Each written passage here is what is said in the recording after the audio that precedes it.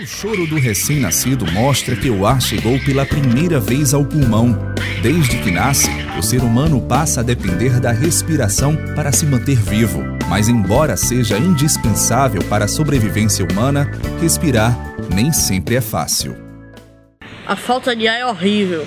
Às vezes eu tô me divertindo com meus colegas, jogando bola, e tenho que ficar parando o tempo todo para tomar o remédio.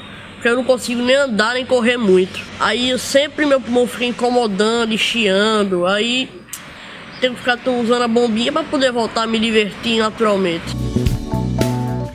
Em 2006, as doenças do aparelho respiratório foram a quarta causa de morte no Brasil. Nos últimos 5 anos, enfermidades como asma e doença pulmonar obstrutiva crônica foram responsáveis por 12% das internações do SUS, com um custo anual de 5 bilhões de reais. As doenças respiratórias compreendem talvez as doenças mais frequentes no mundo. Elas costumam ser divididas em doenças respiratórias agudas e crônicas. Exemplos das agudas principalmente são as gripes, os resfriados, as pneumonias. E nas crônicas, as principais representantes são a asma e a chamada doença pulmonar obstrutiva crônica. A asma, como a bronquite crônica, como o enfisema pulmonar, esse grupo de doenças respiratórias crônicas, representando esse problema importante em saúde pública, representa um custo muito grande. Um custo financeiro, um custo social, um custo de sofrimento humano. Deixar de trabalhar, parar, gastar com transporte, com remédios, é um custo. E quem tem um filho, um parente em casa com falta de ar, sofrendo com a sensação de morte iminente, sabe o custo humano, o custo de sofrimento que isso representa. Para respirar normalmente, os pacientes que sofrem de doenças respiratórias dependem de medicamentos. Sem o tratamento, Pedro não teria superado a doença e se tornado um atleta, em um esporte onde o fôlego não pode faltar. A natação ela é um esporte que exige muito da nossa capacidade pulmonar.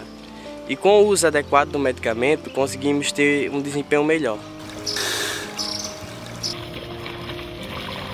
No Brasil, os tratamentos mais usados para doenças do aparelho respiratório se valem da própria respiração do paciente. Os inaladores ou bombinhas levam o medicamento diretamente até as vias respiratórias. Nos inaladores de dose medida, o remédio é transportado por um gás e faz com que as partículas fiquem como aerossol. Um desses gases é o clorofluorcarbono, mais conhecido como CFC. Embora não faça mal à saúde humana, o CFC é nocivo ao meio ambiente, porque agride a camada de ozônio. O ozônio é um gás invisível que fica a mais de 20 quilômetros da superfície terrestre em uma localização definida como estratosfera. Essa camada absorve grande parte da radiação ultravioleta do Sol, impedindo que os raios nocivos atinjam a Terra. Quando um paciente utiliza uma bombinha com CFC, o gás permanece na atmosfera por até 150 anos. Na estratosfera, o CFC sofre a ação dos raios ultravioletas, liberando radicais livres de cloro. Cada molécula de cloro destrói 100 mil moléculas de ozônio. A liberação de gases contendo cloro e bromo já reduziu em 3% a concentração de ozônio ao redor do planeta. Todos os anos, ao final do inverno e da primavera, surge um buraco na camada de ozônio e já chegou a 31 milhões de quilômetros quadrados.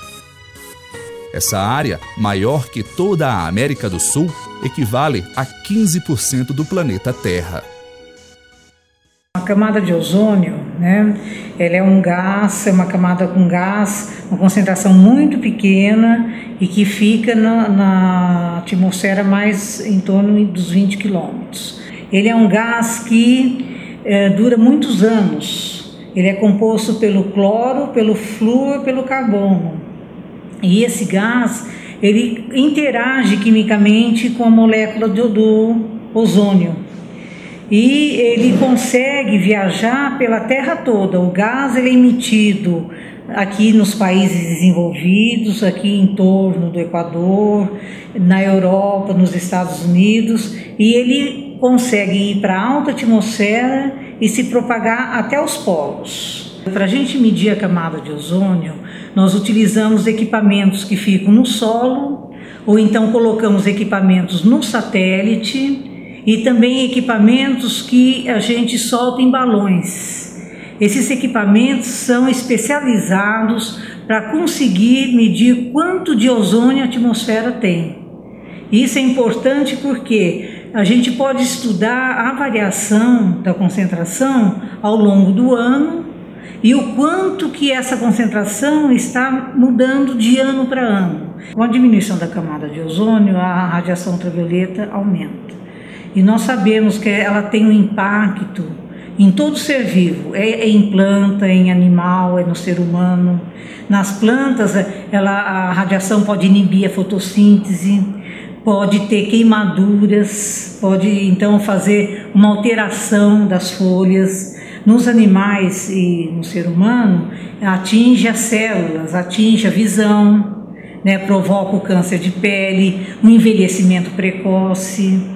E você só descobre isso depois de muitos anos tomando sol. Quanto menor a concentração da camada de ozônio, maior a incidência de radiação ultravioleta sobre a Terra.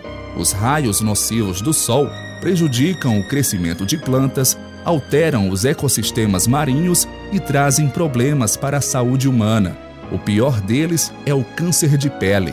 A Agência Internacional de Pesquisa em Câncer estima que pelo menos 80% dos melanomas sejam causados por exposição excessiva ao sol. No Brasil, o câncer de pele é o tipo de câncer mais incidente para ambos os sexos. O Instituto Nacional de Câncer estima que em 2010 ocorrerão cerca de 120 mil novos casos de câncer de pele.